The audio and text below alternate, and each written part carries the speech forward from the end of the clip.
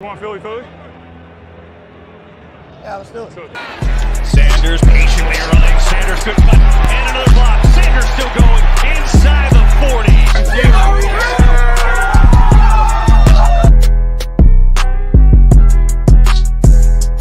NFC East champs, divisional champs, NFC champs, and world champs.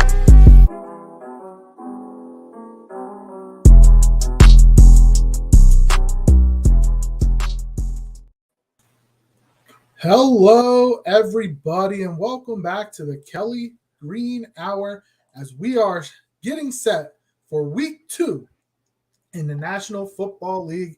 And yesterday started with a bang with the Kansas City Chiefs defeating the Los Angeles Chargers 27-24. The Chargers were up 10, and then the Chargers chargered. The Chiefs came back scoring, I think it was like 10 unanswered, 17 unanswered, something like that. And Patrick Mahomes, he's special. It'd be nice to have a quarterback like that leading your team. I'm your host, LJ Harrell, and as always, I am joined by my co-host, Connor Donald. Connor, what's going on, my man? Same old stuff, man. I am excited to be in week 2 already. It feels like the offseason just flew by and, well, slowly went by, I guess. But now it feels like the season's already flying by with the preseason and the season. But we're 1-0. That's a positive. And we have the Jalen Reagor revenge game to talk about this week as we face the Vikings on Monday night. So how about we dive in? Yeah, before we get started, as always, follow us on Twitter at Kelly Green Hour. Follow Connor on Twitter at Connor10. Follow me on Twitter at LJ Harrell54. Follow the Painted Lines on Twitter and YouTube at the Painted Lines. And follow Edge of Philly Sports on YouTube, Twitter, Facebook at EOP Sports. Now that I got it right, I always said Edge of Philly Sports. I apologize to the guys. But yes, you can follow them over at EOP Sports. Yes, let's dive into this game. You mentioned it, the Jalen Reagor revenge game. One thing I will have to say, he is going to score a touchdown this week just because it's Philadelphia, and he's there looking at the depth chart. He's their main punt returner. If that is true, he's going to take one to the house, and that's it's going to be a bummer when he does it. But I have a feeling that Reagor's going to do something that's going to be eye-opening. Now, that could obviously be negative for Reagor and the Vikings, or it could be negative against the Eagles. I tend to think he's going to score a touchdown just because, but we'll see. One thing I have to say is if the Eagles do against Justin Jefferson what the Packers did against Justin Jefferson last week, Jonathan Gannon better be fired at halftime. He better not make it to the end of the game. You have to find the most explosive player on the field for the opposing team and cover him. The most explosive player on Minnesota is Justin Jefferson. Yes, they have Dalvin Cook, who's very good. Adam Thielen, who's a really good second receiver. But Justin Jefferson is trying to prove that he's the best receiver in football. He had 184 yards on 9 catches and 2 touchdowns last week. The Eagles and Jonathan Gannon, Darius Slay, James Bradbury, whoever it's going to be, better figure out a way to cover him. And if they don't, it's going to be a long, long night for the Eagles defense. Yeah, I agree. That's like the biggest question mark. I think I think the run defense definitely is a major question mark as well, because you got Dalvin Cook, who went off for 20 and 90 and 5 targets, 3 receptions, 18 yards last week. So, I mean, you still have a guy who was – it's not 2 of them this time, because it was both Jamal Williams and DeAndre Swift that took turns beating on us last week. Alexander Madison's not bad, though. Alexander Madison's not bad, but I mean, he's hardly someone you have to game plan for unless there's a major injury to Dalvin Cook. Did you watch the Eagles' run defense last week? I did. So, I mean, realistically, Madison could have a big game, and Dalvin Cook if Dalvin Cook doesn't have to be out there the whole game, we got blown out, and that's not good. So last week, Dalvin Cook had 20 carries, 5 targets. Madison had 8 carries. That's it. That was the extent of Madison's work. And that is what I fully expect to see this week, which is highly effective. That's a 4.5 per per carry average. And we were giving up big play after big play after big play last week to Swift. And I could see Cook doing the same thing. While Cook may not be as agile as Swift, Cook is definitely a guy who can burst off big plays and force a lot of missed tackles. And we were, number 1, number 2 in missed tackles last week. So hopefully there was a little bit of tackle in that practice to get some of the defense adjusted to that, because it definitely did not go well. And Gannon's going to have to come out with a very, very different game plan this week, because this is not like the team we played last week. While Detroit, they do have some weapons, they don't really have a quarterback. And while Kirk Cousins is not like the envy of the league, he's been consistently okay. He's been consistent enough that really he can good produce. Against the Eagles. He's usually really good against the Eagles too. Exactly, and he can just be consistent. Like, he just has to be okay, and somebody around him will go off. Dalvin Cook, Justin Jefferson, like last week, he was 23 for 32, 277 yards, 2 TDs. But Dalvin Cook went for 20 and 90, and then, of course, Jefferson went for 9, 184 and 2. So somebody can pop off for him, and he doesn't have to be this special quarterback. For some reason, that's always been the Kirk Cousins way. All I know is Kirk Cousins' agent deserves to be in the Hall of Fame. Yes.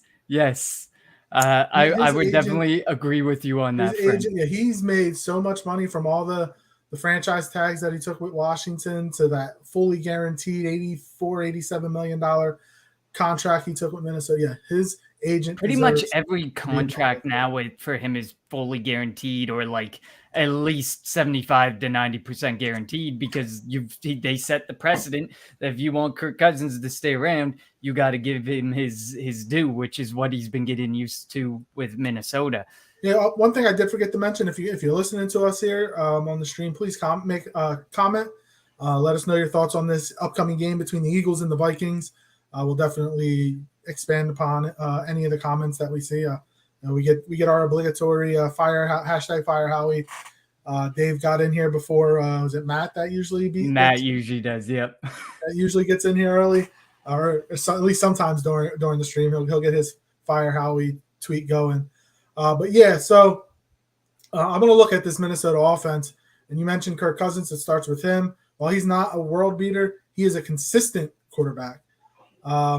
Is he a superstar quarterback? No, but he is still able to put up numbers, and it helps when you have the offensive weapons that you have. Justin Jefferson, Adam Thielen, Dalvin Cook. Their offensive line is decent. It's not as good as Detroit's offensive line, but it's defense. They are decent. They are starting a rookie at right guard, but Garrett Bradbury at center, Ezra Cleveland, and Christian Darrisaw on the left side, Ed Ingram at right guard, Brian O'Neill at right tackle. The Eagles are going to have to win their one-on-one battles up front. It's going to have to start with Hassan Reddick, Brandon Graham, Josh Sweat, Fletcher Cox, Javon Hargrave, Jordan Davis. They have to find a way to win those battles, clog the holes, don't allow Dalvin Cook to get going early, because if Minnesota and their new coach Kevin O'Connell, if they can get the running game going, then that takes pressure off of Kirk Cousins. And if you can get the running game going, that rock and link it's the link that should be rocking on Monday night, that'll take the wind out of the fans, and that could allow the Minnesota offense to be able to move without that pressure of the Philadelphia Eagles fan base. Yeah, and I actually did post a stat on the Kelly Green Hour Twitter page earlier today about Kirk Cousins, because while you say the offensive line isn't as good as Detroit, they definitely are not that great based on the week 1 performance, at least, because the stat I found was he saw a protection rate that ranked 24th among quarterbacks last week. This is hurried or forced to throw in under 3 seconds. And per PFF, the O-line pass blocking efficiency ranked 31st out of 32 teams, allowing 17 total pressures, including 7 QB hits, which actually led the entire NFL, all offensive lines for quarterback hits. So but the bonus for them is Kirk Cousins actually threw the second most pressured throws last week at 12, but had the 10th best completion percentage under pressure. So my big point here was that, like you said, the front four have to get home. They have to get home. It's not just about making Kirk Cousins uncomfortable. It's about actually hitting Kirk Cousins, taking him down, and getting those sacks, turning those pressures, turning those quarterback hits into actual sacks. And the secondary given any amount of time for the front four to get home, because they definitely need to get home. And last week was a poor example of it. Last season was a poor example of it. So there needs to start to be a turnaround here at some point. And that doesn't necessarily, in my opinion, mean that they need to go out and they need to blitz. I think that this more, to me, means because you need all those people out there for Dalvin Cook. You need to be watching Irv Smith. You got to be watching Adam Thielen in the slot. You got to be watching Justin Jefferson. You're probably going to have someone over top watching Justin Jefferson, whether we like it or not. He's probably going to have to play with a too high safety look all game because one of those safeties is going to be tasked with watching Justin Jefferson. There's going to be off coverage because Justin Jefferson could obviously beat you in a number of different ways. But if you're playing glued to him, he's definitely going to roast you. So it's going to be about the front four. There's going to be so much focus on the front four in that defense this week. I agree. It's going to be on the front four. The only thing that worries me is last week, Jared Goff was, I think, number one in the NFL in getting rid of the football. It was around 2 seconds, if not less than 2 seconds. Kirk Cousins has that ability as well. Everybody knows that like the Eagles game plan is stop the run on the way, at least in the defensive front, stop the run on the way to the quarterback. And opposing offenses have realized, all right, we'll just get rid of the ball. We'll do a quick 3-step drop, get rid of it. In shotgun, catch the ball, get rid of it. They run slants, they'll do screens. And if it looks like every week, it looks like the Eagles defense has never defended a screen ever. That's just what it looks like.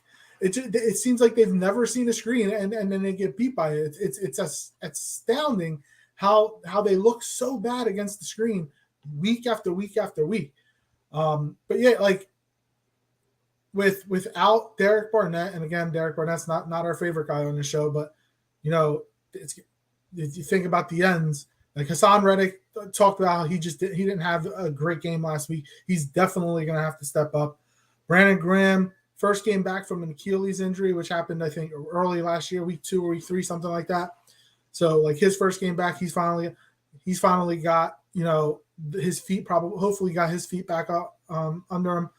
The defensive line, the entire defense got a game under them because they hadn't played a full 60-minute game playing how like 60, 70 snaps, which not everybody does. Primarily the secondary does though, and some of the linebackers.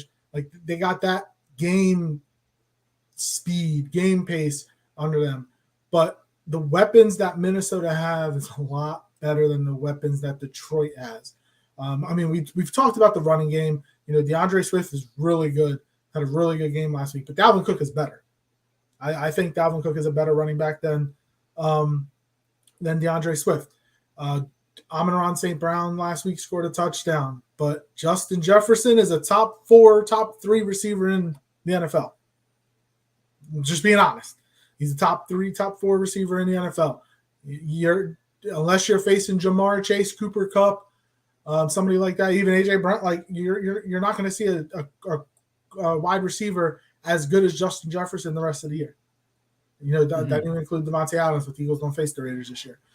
So like it's going to be very important. Jonathan Gannon he has to learn how to adjust in game. When the defense comes off the field, adjust then. Don't wait until halftime. Don't wait until the following week and be like, well, we should have done this, that, and the third. No, do it in the game. It's so annoying that the Eagles don't adjust.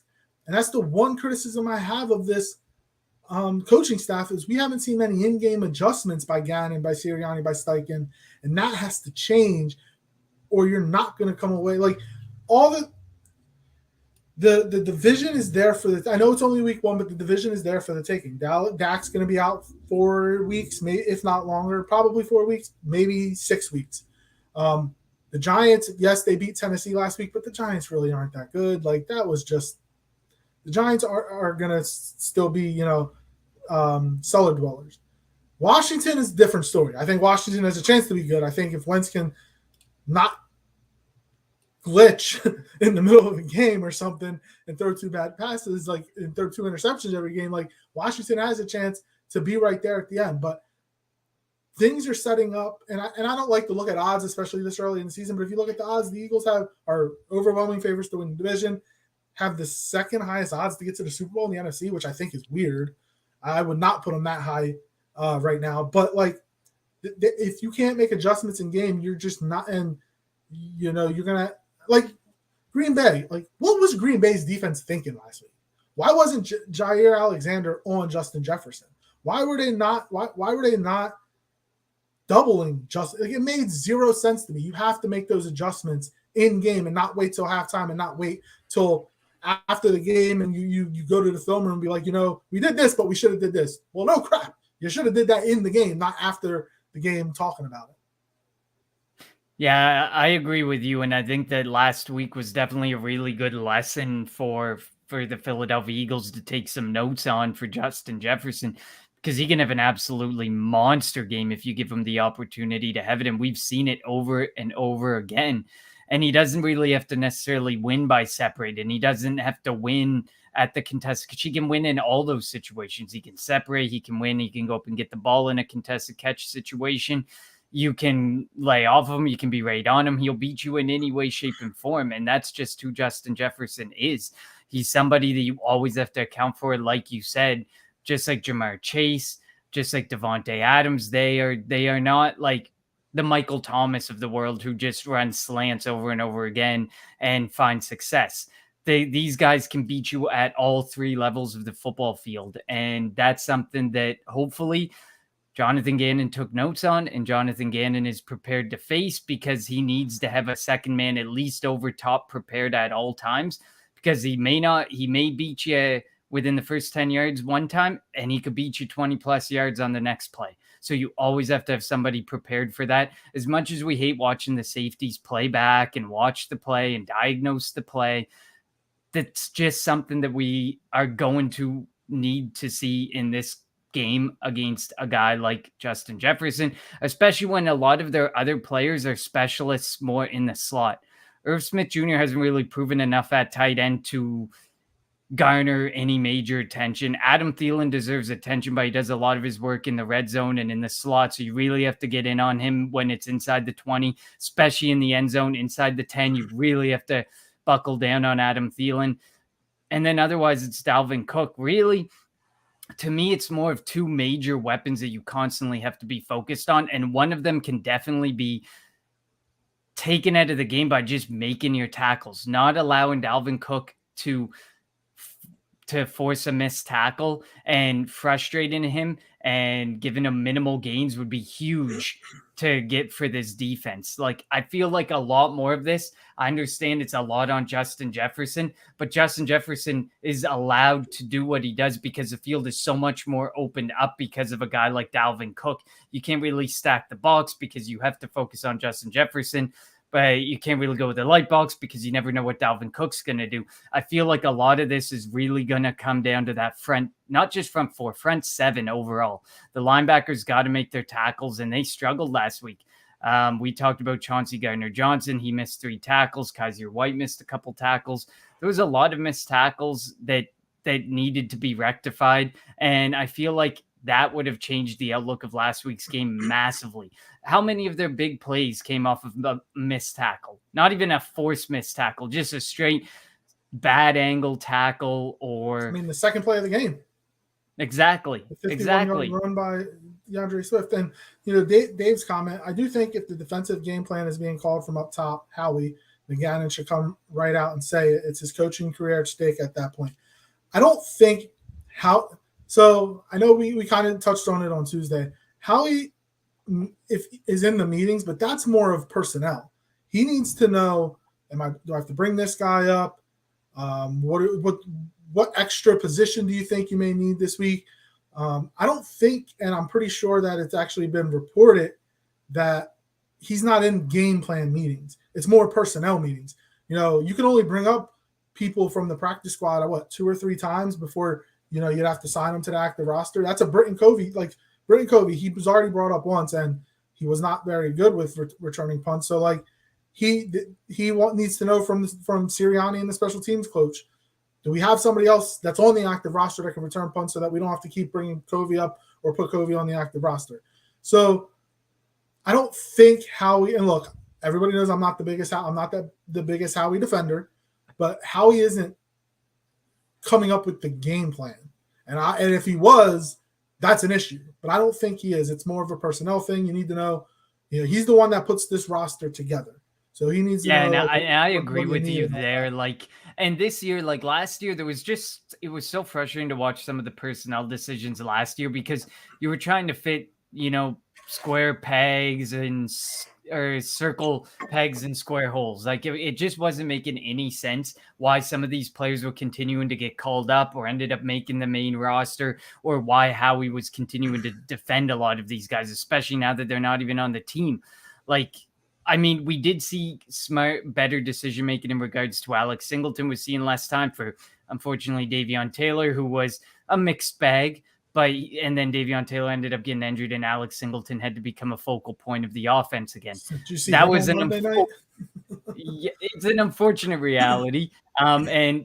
First of all, I do want to make a comment on that. The fact that the Denver Broncos have not signed Blake Martinez, the fact that Blake Martinez, a tackling machine, is unsigned is really weird. He's coming off an ACL, though, right? He had an ACL last year. Yeah, but he wasn't released with an injury designation, so there can't be that much wrong from an injury standpoint for the Giants to just have straight cut him without any injury designation or using the IR or IL or whatever.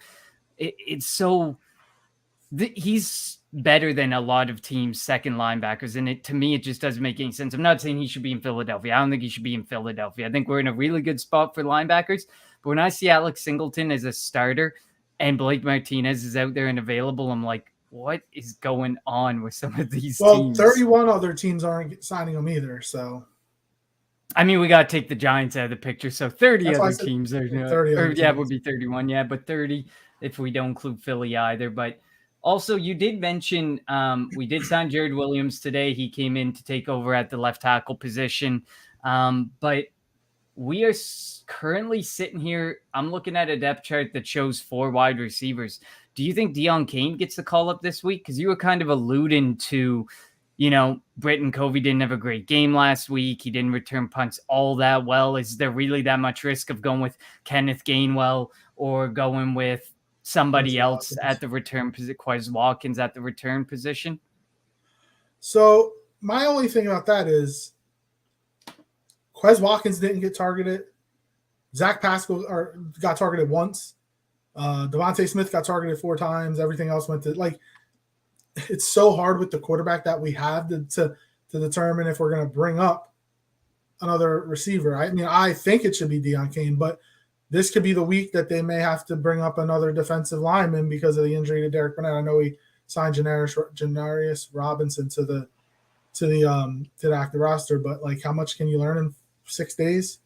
But then again, it's a defensive end, dude. Just go out there and get after the quarterback if you have to play. And I think that more I think the linebackers are going to be used a lot more in that role than Janarius Robinson. Somebody talked about, I think it might have been Dave in the comments earlier about it, something about 3 defensive ends this week. I think it's going to be a 4th rotational guy like Kyron Johnson, Patrick Johnson, Hassan Reddick, those types of Teron Jackson, those types of guys. Teron Jackson's already considered an edge. So I'm more thinking of the linebackers who could come into more of a Russian. Hassan Reddick is an edge. He's not a linebacker. He's a defensive end. But he's the strong side linebacker. He's a defensive end. He could drop back, but he only dropped back 5 times. He got paid because he can rush the passer. He's a defensive end. I hate that people call him a linebacker. He's not a good linebacker. He's a good defensive end. That's all I'm going to stick with. I consider him a defensive end. Brandon Graham, Josh Sweat, Hassan Reddick, and I guess Janarius Robinson. So look, Taron Jackson will probably see more time than Janarius Robinson. Probably. I feel like Robinson will probably be cut at the end of this week when, we've gotten some insight into what the Minnesota Vikings game plans look like personally. Yeah, pretty much. That's the only reason they did it. Has to be the only reason they did it. And they were able to get away with it because of the Monday night game. But yeah, it'll be interesting to see what they decide to do. If they decide to bring up a 5th receiver.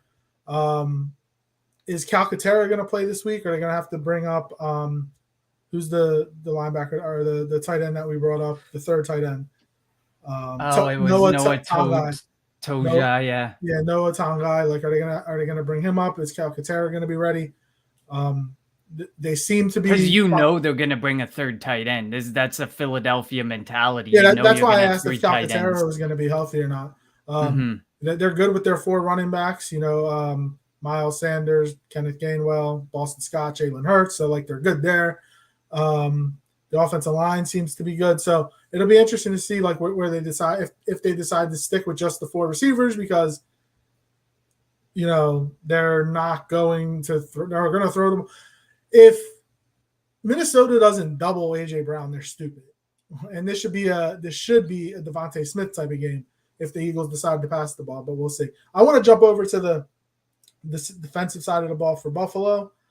Actually, before the Eagles need Jordan Davis, as Dave says, the Eagles need Jordan Davis to stop the run. Swift killed us, and Dalvin will too. I agree. I don't buy the Jordan Davis is out of shape. That's why I don't buy that. I have no idea why Jordan Davis. I didn't even hear that was a thing, that Jordan Davis was out of shape. Well, a lot of people talk about him just because of his size. He's 6'4". Oh, it's the size and the fact that he couldn't take over a full-time role in a Georgia defense that nobody really had a full-time role in, because they're so was probably deep. The only one that had a full-time role. Like, yeah, they're so deep. Even the number 1 overall pick didn't have a full-time role. Trayvon Walker, like, nope. That you have, like you said, it's college. You're allowed to have 100 and however many guys, and they could be all 5 stars. And they were so good that the starters didn't have to play in the second half. That's what people don't understand. That's how good that defense was. That's how good that Georgia team was.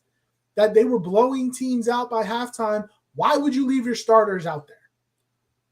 I agree. No, I 100% agree. I think, like, the idea behind Jordan Davis, I think that was 100% a game plan of Jonathan Gannon's. Maybe he wanted to wean him and Kobe Dean into it.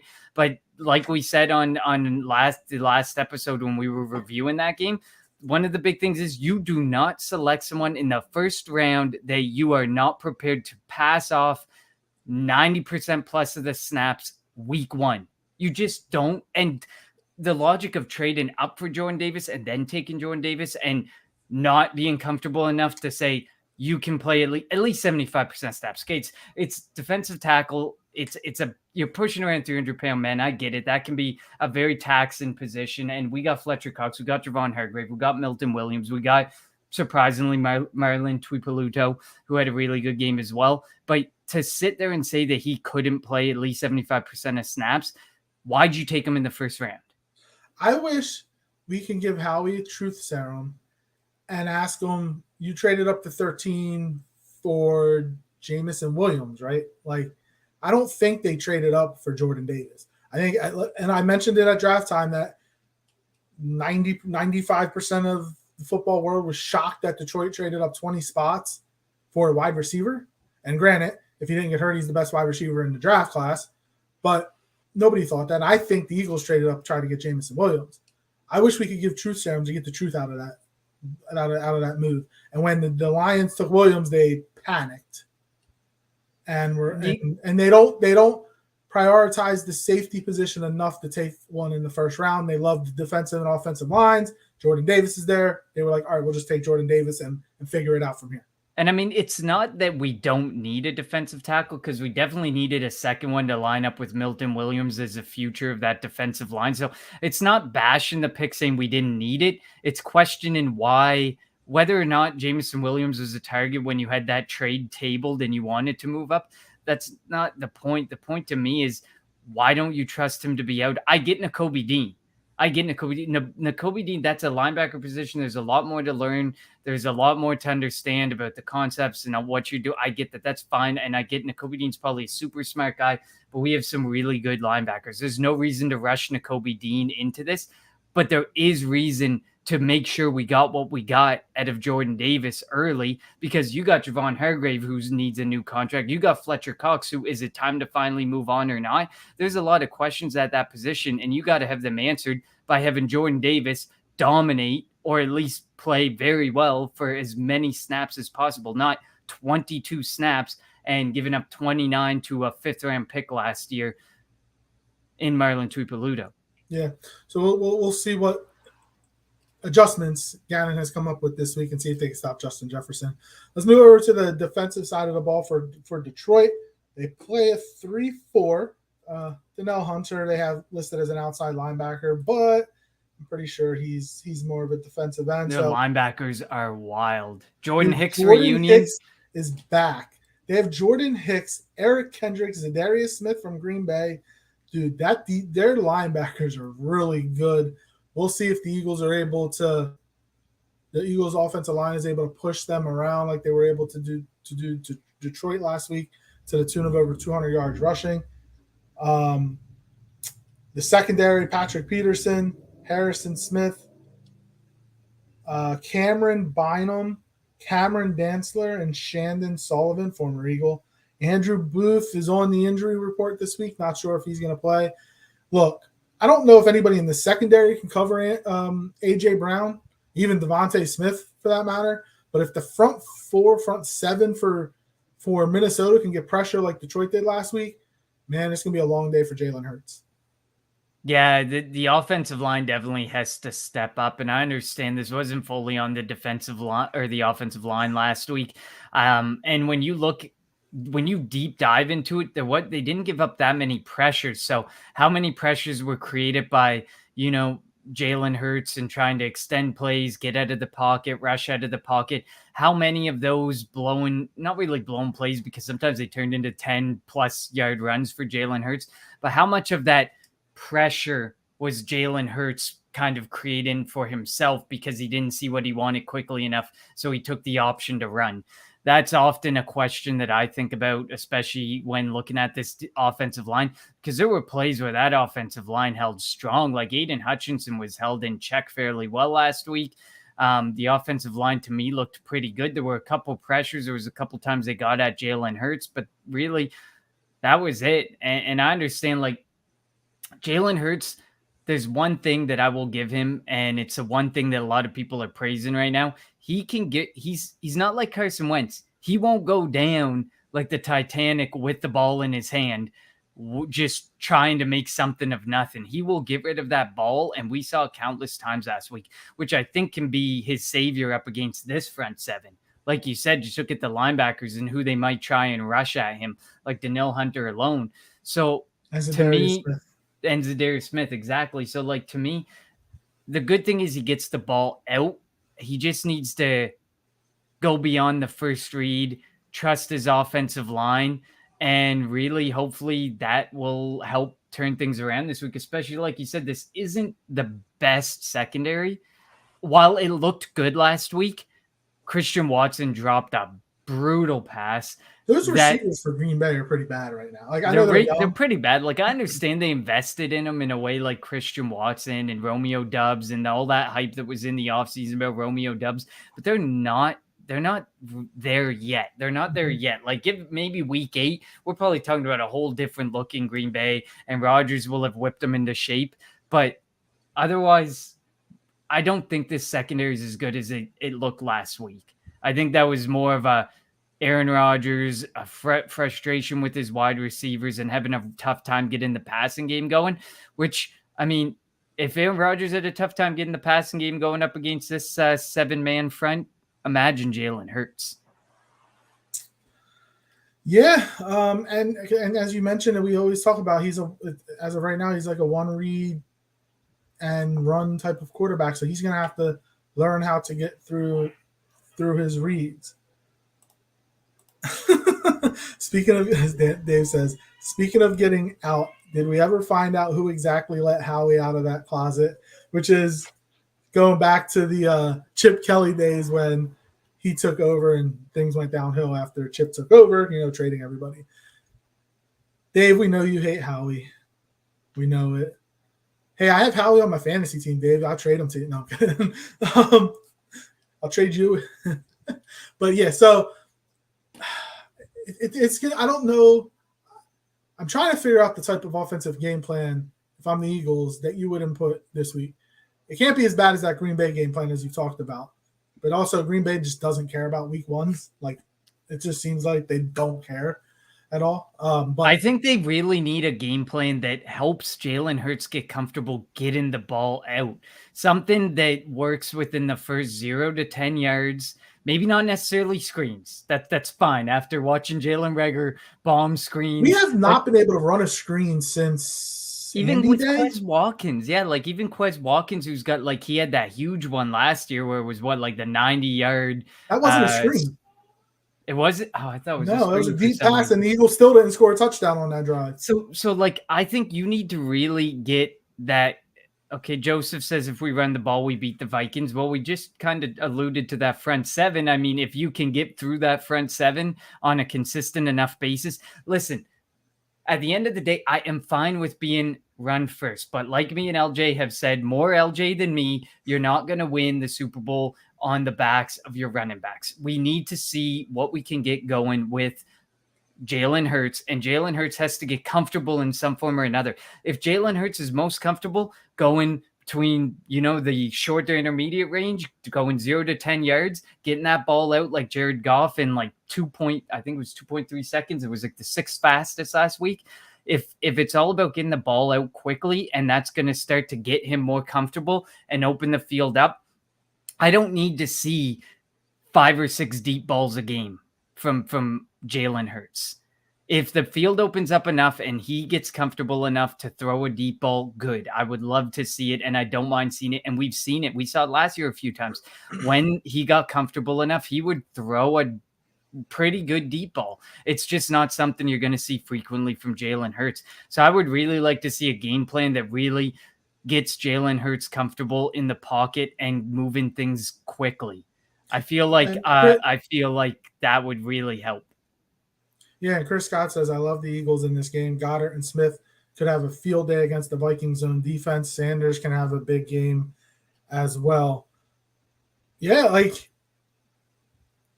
it all comes down to, and we say it time and time again, it all comes down to Jalen Hurts. He's got to be able to look past that first read. If he can look past that first, if you watched yesterday's game, I think Justin Herbert, there was one play, he looked left, right, middle, like he went through 3 or 4 options. And Justin Herbert is a better quarterback than Jalen Hurts, but that's what I want to see from Hurts. Because if he can do that, then you can get others involved and not have to just solely focus on A.J. Brown. But I agree with Chris in regards to against a zone defense, we have really smart receivers. A.J. Brown thrives off of getting himself open in the middle of the field, getting the ball, and then running. Just running. And Dallas Goedert and Devontae Smith are so smart. Devontae Smith's so nuanced in his route running. Goddard's just so smart working the middle of the field that I absolutely agree, Chris. I think that there's a good opportunity there, but I think it's going to start with getting Hurts comfortable enough with getting that ball out quickly. And if that means working the short to intermediate part with Goddard and maybe Smith, not as much. It feels like Devonta Smith is not used in that 0 to 10 yard range. It feels like they really want him to be more of that big play guy or more of a guy that they can throw a little bit deeper to with his route running where he can open a cornerback up in the route. Joseph's comment, Hurts threw the ball decent last week. Defense kept it close by all the missed tackles. Hurts didn't go beyond the first read 90% of the time. It felt like he was looking. He zoned in on A.J. Brown a lot. How many targets did Dallas Goedert have last week? 2, 1. Did he have any? Like we mentioned, Quez Watkins didn't have any. Zach Pascal had, I think, a catch, and Devontae Smith had 4. And 1 was a drop. 1 was definitely on Devontae Smith, and then his only catch came on on what ended up being a holding call. But I want to see him, scan the field because it's usually if the first read's not open, he's going to roll out to the right or take off running. And I want to see something different. We saw that last year. I want to see something different this year. I absolutely agree. And I mean, we didn't really talk much about the run game, and I think that there's an opportunity for the run game to really work, but I think that it's both like the run game and the passing game really have to work in sync, and Jalen Hurts really has to be willing to open that field up. but we saw the effectiveness of that Russian attack, and we know it is because that offensive line is an amazing run blocking offensive line. They're a really good pass blocking, and they're an amazing run blocking offensive line. So we can definitely get some things going in the right direction. And I mean, like you kind of alluded to earlier, this division is there for the taking. If the Dallas Cowboys go below 500 in the next, call it 6 weeks, I've seen a lot of different reports. I think it's at least 6 weeks they're going to be with them. They want him back by the Eagles game. Oh, it's ridiculous. I think you want him healthiest for the back half of the season, and if there's a playoff run, the playoffs, not to potentially re-injure him now, but like you kind of alluded to, like there's a chance if they go, 6 games without him and they go 2-4, 1-5, and we're able to come out 3 or 4 games ahead of them, that could be all that you need to run away with the NFC East this year. That could be it. So we really need, if winning the game means that we become a run first offense again for a good portion of the game, so be it. I'm fine with Joseph's strategy. If that happens, does that mean we have our quarterback of the future? Like, you can make the playoffs as a running team, but like we mentioned before, you can't win a Super Bowl as a running team. That still doesn't prove that Jalen Hurts can be the guy. Ultimately, do we want to see progress from Jalen Hurts? Yes, but if that progress means that we still run the ball 55% of the time versus a 45% pass, and they're effective and he's effective, then I've kind of seen what I need to see.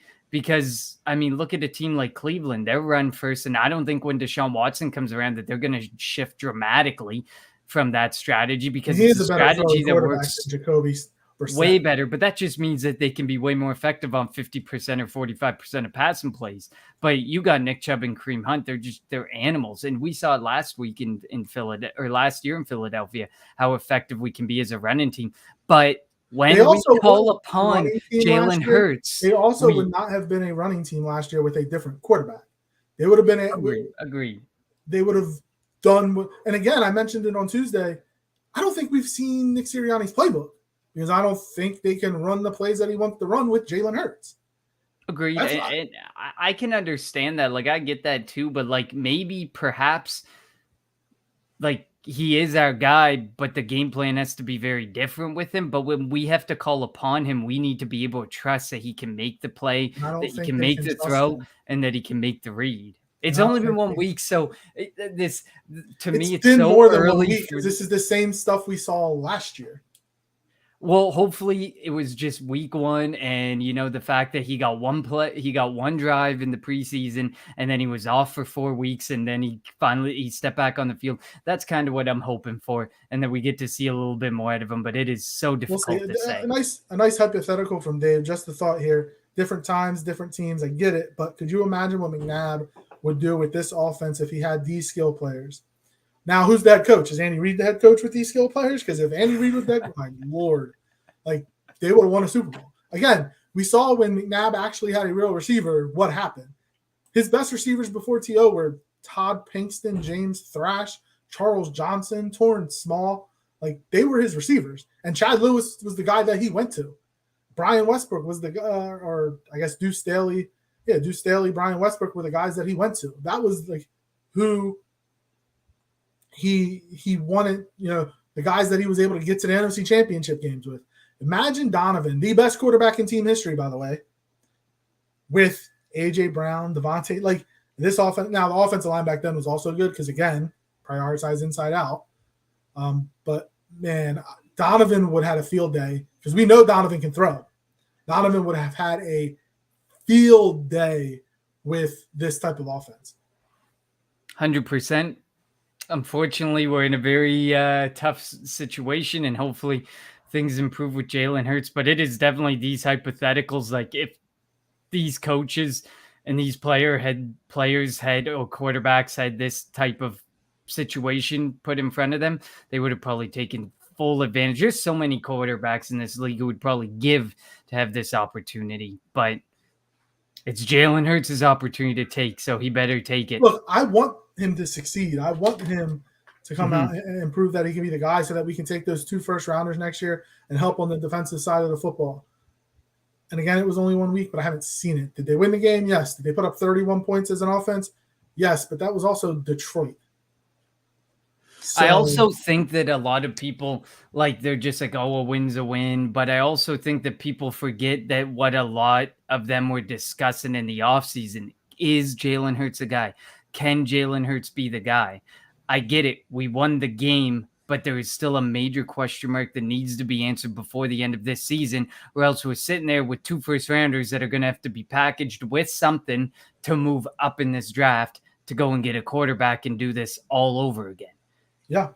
And I mean, I'm pretty sure that Nick Sirianni would much rather know that Hurts is the guy so he doesn't have to get a rookie quarterback. I don't know. Like, obviously, there was a whirlwind with the quarterback situation this year. Russell Wilson, all the talk around Aaron Rodgers, even though he stayed, Deshaun Watson and all that, and Tom Brady and whatnot. But, like, you don't – I don't think that you're going to see that type of movement with the quarterbacks next year. So you would hope that Jalen Hurts – you would hope that Jalen Hurts is the guy so that, as we mentioned, you don't have to package those first-round picks and more to move up. So looking at the Minnesota Vikings, their depth chart, their roster, who's the one guy, if you're not counting Dalvin Cook or Justin Jefferson, because obviously we know, and that who's like an under the radar guy that if the Eagles don't find a way to stop, that it can be a long night for them on Monday? I'm gonna go with Jordan Hicks. I think like the return to Philadelphia and like he's been talked to by the media and it just like the feeling of excitement coming back and all that stuff. Like I would love to say Jalen Reagor in this spot, but I mean, while you may see him get a touchdown, like this could be like one of those ones where it's like they're trying to force some targets. He gets 5 targets and he gets like one of those odd situations where it's like 2 receptions for 0 yards and a touchdown. Like that's the type of scenario I can see happening. But Jordan Hicks can actually have an impact because that front 7 is crazy. So I feel like Jordan Hicks can be an under the radar guy who could end up going in there, getting a couple sacks, maybe a sack or 2. You never know if they work the middle of the field a lot and Jalen Hurts makes a bad decision. Jordan Hicks could be the guy who gets an interception. They're rare from him, but like that just feels like the type of guy. Like these revenge games are for real. They are 100% for real because they always happen. Look at the Seattle Seahawks against Russell Wilson. It wasn't Russell Wilson, but it was the Seattle Seahawks. They knew they had something to prove by going up against their old quarterback who left. And it was huge. Like these revenge games and situations are 100% real. And while I don't think Jordan Hicks has any ill will towards us, it's still a revenge situation. I'm going to go with KJ Osborne, and that's because, like, we know about Justin Jefferson, we know about Adam Thielen, we know about Dalvin Cook. Then you just have the slot receiver, the third guy who, you know, nobody might not pay much attention to, and he has a chance to have a big game. So, like, Kirk Cousins will spread it around if he needs to, obviously, with the big receiver and Justin Jefferson. Like, he'll take advantage. If he's open, like he was last week against Green Bay, he'll take advantage of that. But if the Eagles are able to double him and not leave him wide open in the middle of the field, and you know somebody like KJ Osborne can make some plays, especially in the red zone. So we'll definitely see how the Eagles kind of like Jamal Williams, like maybe not a huge impact, but enough of an impact that you know this guy. Yeah, but I mean, like KJ Osborne could have like only 3 or 4 catches, but one of them could be a touchdown, and it could be like a 40, 50, 60-yard game. The last time the Eagles faced Minnesota, which was in Minnesota, the Eagles got blown out. It was bad. Like the Minnesota up and down the field. The last time the Eagles played Minnesota and Philly, though, we all know what that was. Back in 2018, technically, January of 2018, in the 30-7, I think it was 38-7 NFC Championship game win. And where did the Eagles win the Super Bowl? They won it in Minnesota. Got to thank the Minnesota Vikings for loaning us their stadium for the Super Bowl, by the way. Couple comments. Love it. Except Dallas, they're on track to win the Super Bowl every year, no matter the coach, QB, schemes, everything. It's been their year every year since 95. So I hear anyway. Great point. Great point, Dave. And Allison kind of alludes to we have to see how Jalen Hurts plays. Why is everybody not giving him the benefit of the doubt? He had to run to not take negative yardage. Why is no one saying how bad the line played? Without Hurts, we lose that game against the Lions. I agree. Without I Hurts, also think, though, if we had a different quarterback, maybe the Lions' game plan's different. Like, they thought that they could rush, which obviously it was the wrong game plan. They thought they could blitz Jalen Hurts, and he was able to use his legs. But, like, say if you have a different quarterback back there that's an actual passer, like, you're not going to blitz somebody who's going to read, who's going to scan through, his reads and throw the football with timing. So while I agree with what Allison is saying, I don't know if Detroit's game plan would be the same. You're not going to have this. You don't have the same game plan for every quarterback. Agreed. But I definitely agree in regards to without Hurts, we probably lose that game if it's like any other like situation. It was so situationally based that it worked out in Hurts's favor. But we agree, Allison, bottom line is we did get the win. But how fun would it be if we came on here and just talked about how great the win was and all the positives? Of course, we got to bring up some negatives. It just wouldn't be right if we didn't talk a little bit. Chris Scott, great segue into us talking about our prediction and who our impact player for the Eagles will be. Chris says AJ Brown will have a TD, Devontae Smith will have a TD, Sanders and Hurts will run one in, Eagles 31, Vikings 21. So L, who is going to be your impact Eagle? My impact Eagle, I'm going to go. We both picked the wide receiver 2 and 3 last week, and they did nothing. So I don't know if I'm prepared to do that again. I'm going to go on the defensive side of the ball, and I'm going to go Chauncey Gardner-Johnson. He had a bad game. Like, I know he's only been with the team 11 days. He played a lot, too. Like, surprised. Like, I thought he was going to play a lot, but I didn't think he was going to miss, 2 plays? 1 or 2 plays. He played 95+% of the time. He had missed a lot of tackles. I think this is the type of game you bring in Chauncey Gardner-Johnson because, as we talked about, you're going to need somebody to double. You're going to have to double Justin Jefferson. We know that Gardner-Johnson can play all over the field. He can play up. He can play in the back in the secondary. He can cover the slot. They're going to use him in multiple situations. And I think when he becomes comfortable, like he played safety in college, didn't really play it when he was in New Orleans. So, and first game and with a new team, it's going to take a little bit of time to get comfortable.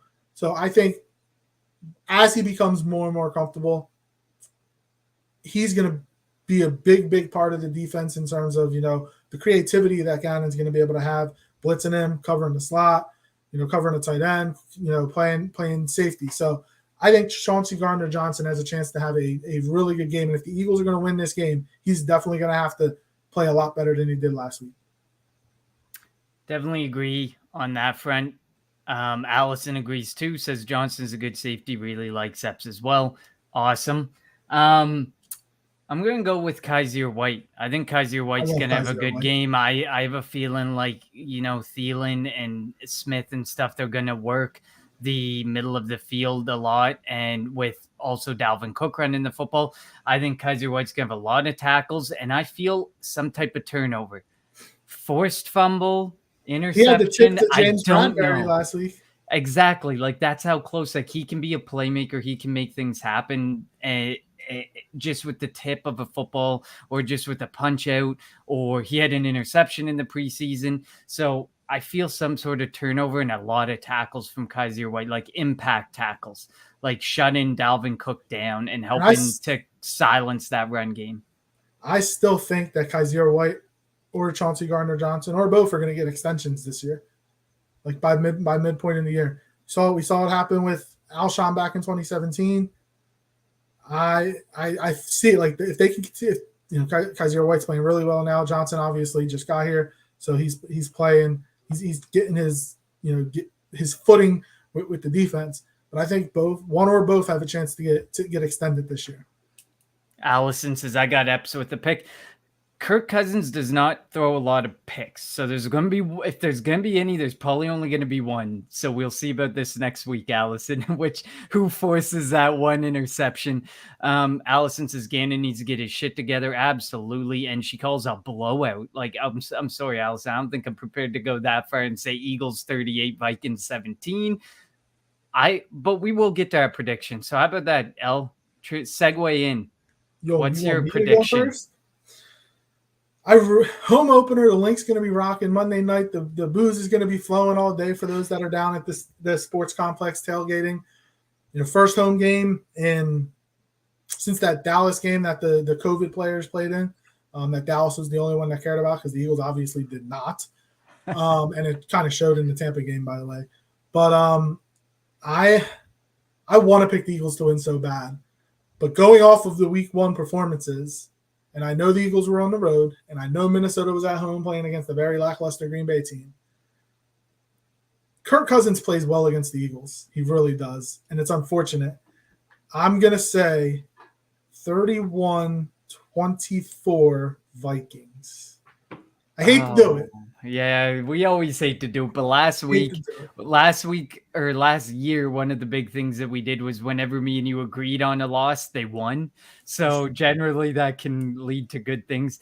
I think we're going to get the win. I think the Link's just going to be too much for Kirk Cousins. Like, look at the Seattle situation with Russell Wilson. That crowd was so loud. Like, Russell Wilson could not wrap his head around, like, calling plays. It was false starts all over the place. Like, that was I also feel like different because he used to play. It is very different, but this is the Link first game of this regular season. Well, for home opener for the Philadelphia Eagles, I think that they're going to be rocking. They're going to be so loud. They're going to make it a really tough day for guys like Jalen Reagor and for guys like Kirk Cousins. I am going to go with an Eagles victory. And I'm going to go 31-27. Last week I don't think it's going to be a high scoring game. And boy, was I ever off. So I'm going to go right in the middle of not very high scoring and high scoring. And I'm going to go with 31-27 for the Philadelphia. All I know is obviously when the game kicks off, it's going to be rocking. But if Minnesota gets the ball first and goes down the field and scores right away, it could get ugly. Especially if the Eagles come out and have a 3-and-out right away. Man, like in 2018 against Atlanta, the fans booed the Eagles off the field. And at halftime, and that was coming off of a Super Bowl. So if don't be shocked, like things can turn. And I'm not saying that's a bad thing because the fans should hold the team accountable. They're paying good money. But yeah, the Eagles are gonna have to come out fast. I would even consider, I don't like doing it. I usually like the firm, but if you win the toss, maybe take the ball. I agree. Do something different that you didn't do last week or that you don't normally do to get things, to change things. Chris, I don't know what Gannon has shown you to think he's going to make any quarterback make mistakes in the last year in one game. But I like that you think Gannon will cause Cousins. Kirk Cousins could have an 80% completion percentage against us, by the way. You remember the first half of last year, right? When we were giving up like 70 to 75% completion percentages. Kirk Cousins could do that the way he gets rid of the ball pretty quickly. I think we agree, Chris, in regards to the secondary of the Vikings defense stinks. Their front seven's good. Their front seven's good for a 3-4 defense. And Allison says, I just think the defense will put it together this week. Listen, we want to see that. We have wanted to see that since week 1 last year when we realized that Jonathan Gannon was putting us in a similar situation to Jim Schwartz. Like, we wanted it to be different, and it wasn't different. It hasn't been different. So don't say that, Allison. Gannon can't do no worse. You say that, and then he'll find a way to do worse. But I hope you're right. I really do.